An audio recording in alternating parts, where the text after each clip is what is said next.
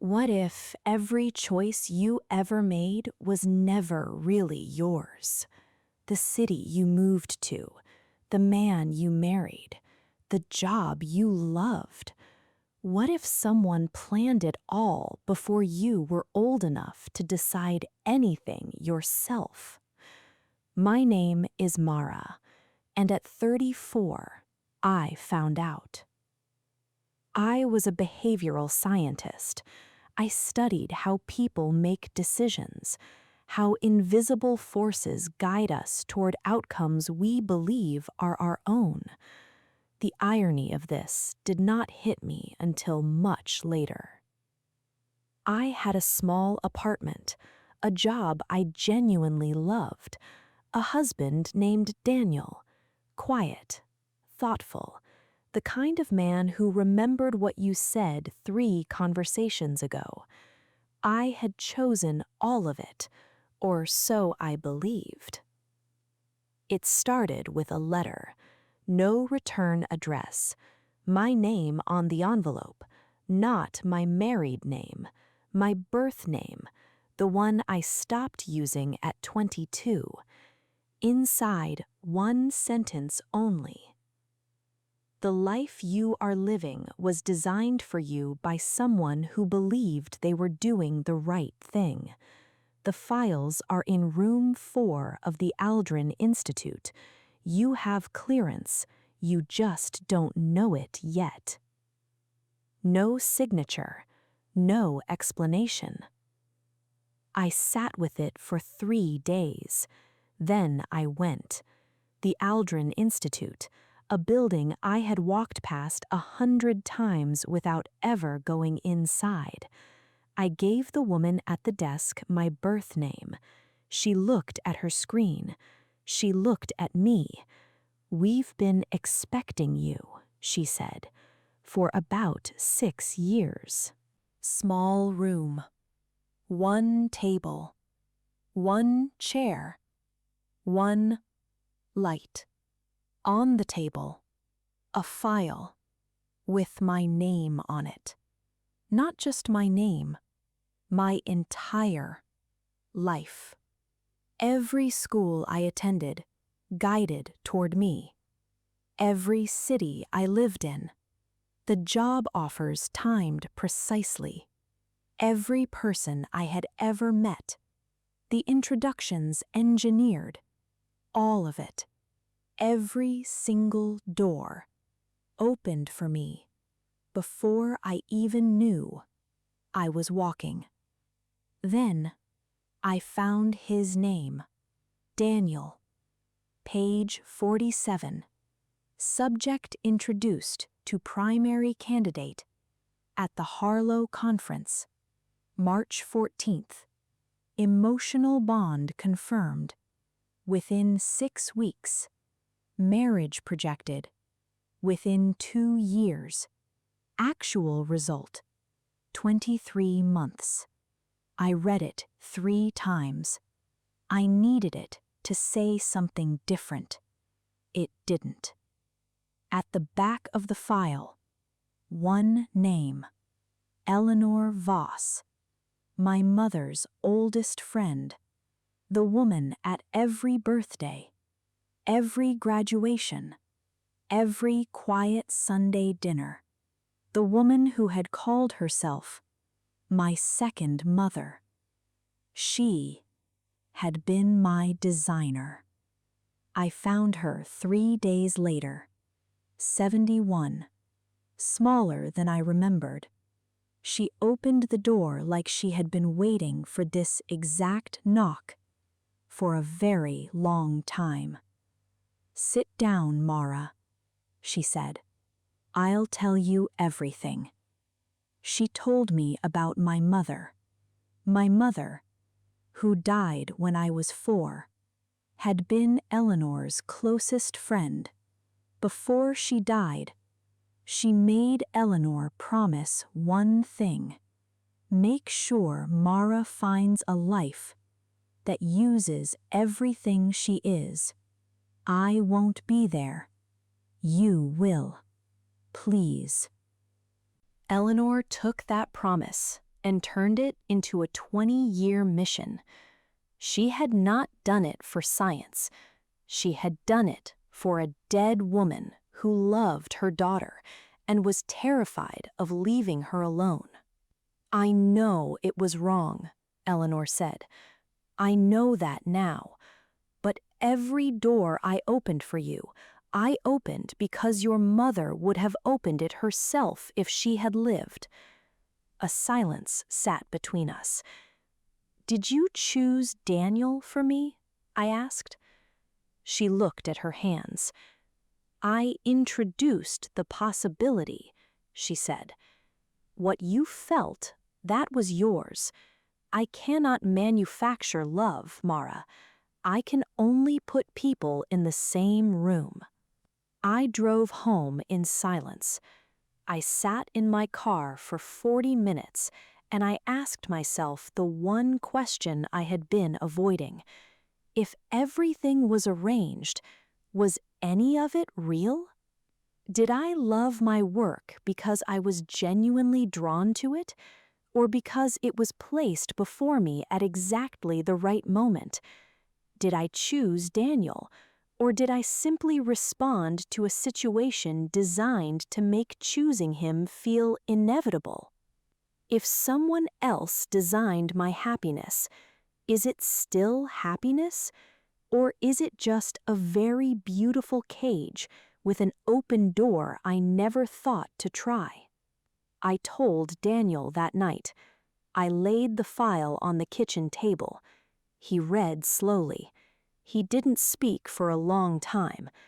Then, quietly, "Page 47, the conference." "Yes," I said. "I remember that night," he said. "I almost didn't go. I had a headache. I went anyway." He looked at the file, then at me. "Did someone give you the headache, too?" The days after were harder. One night, Daniel found me on the kitchen floor at midnight, surrounded by papers, tracing every decision we had ever made together. "Mara," he said, "stop. I need to know what was real." He sat on the floor across from me. "No one designed the fight we had about the curtains. No one planned the night you called me from the hospital scared, and I drove 40 minutes in the rain without thinking. That was not engineered. That was just us. I had spent my career studying how invisible forces guide people toward outcomes they believe are freely chosen. I had written papers on this, presented research, felt proud and certain. The entire time, I was the subject, not the scientist, the experiment. Eleanor gave me one more thing, a recording, my mother's voice, 30 years old, barely audible. I sat in my car and I listened. My mother spoke about a 4-year-old she was about to leave. She spoke about fear, about the terror of not being there, to catch her when she fell, to point her somewhere good, to say, "This way, Mara, this way." The recording lasted 4 minutes. I sat in that car for 2 hours, crying for a woman I barely remembered, and somehow also for Eleanor, and also for myself. That evening, Daniel told me something he had been holding since the file. He had known, not everything, but 6 months into our relationship, Eleanor had come to him. She had told him a version of the truth. Then she asked him one question. "Do you actually love her? Or is this just convenient?" Daniel looked at Eleanor and said, "I would have found her anyway. I am certain of it." Then he kept her secret. For me, he thought. He said, I should have told you. The moment she came to me, I should have told you. Yes, I said, you should have. He said, I know. We sat with that for a long time. This was when I understood. The people who love us sometimes make terrible choices on our behalf. I had 3 things to decide. Daniel, a man who kept a secret but loved me genuinely. My work, a career I built with real skill, even if the door was opened for me. Eleanor, a woman who stole my right to choose out of love for my dead mother. None of them had a clean answer. And I realized this was the first truly free choice I had ever knowingly made. No one arranged this moment. No one planned what I would decide.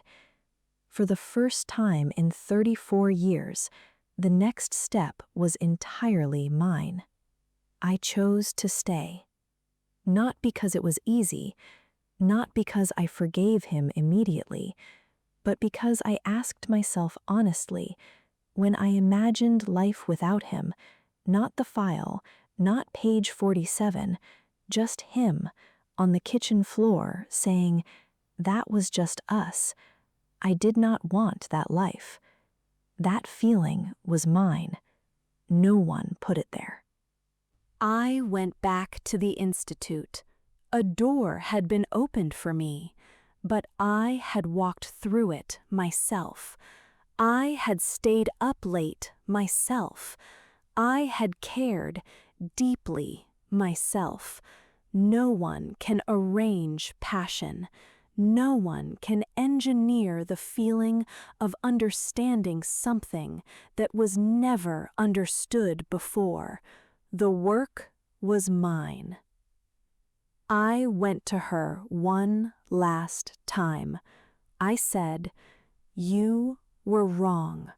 What you did was wrong. I needed to say that clearly. But I heard her voice. I know why you did it. I know she asked you to. So I will not carry this as hatred. That would cost me too much. The city I live in suggested, but I stayed by choice. The work I do, the door was opened, but I built everything inside with my own hands. Daniel, we were introduced on purpose, but love is not introduction. Love is every moment after. None of that was in any file. Eleanor died 18 months later.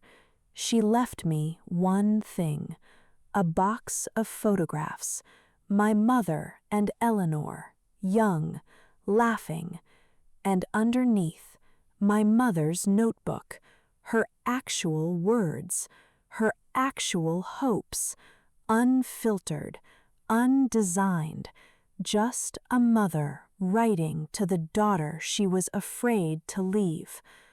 The last page said, I don't know who you will become, Mara. I only know, whatever you choose, I hope you choose it yourself. I hope you feel the weight of it and the freedom of it at the same time. That is what living is. I love you. I'm sorry I won't be there to watch. My name is Mara. A life can begin in someone else's design and still become completely yours, because living is not the first step. Living is every step after, and those, every single one, belonged to me. One question before you go. If you found a file tomorrow showing every major decision in your life was quietly guided by someone else, Would you want to know? Tell me in the comments. I read every one. Subscribe to English Story Hub. Real questions, real truth. See you in the next one.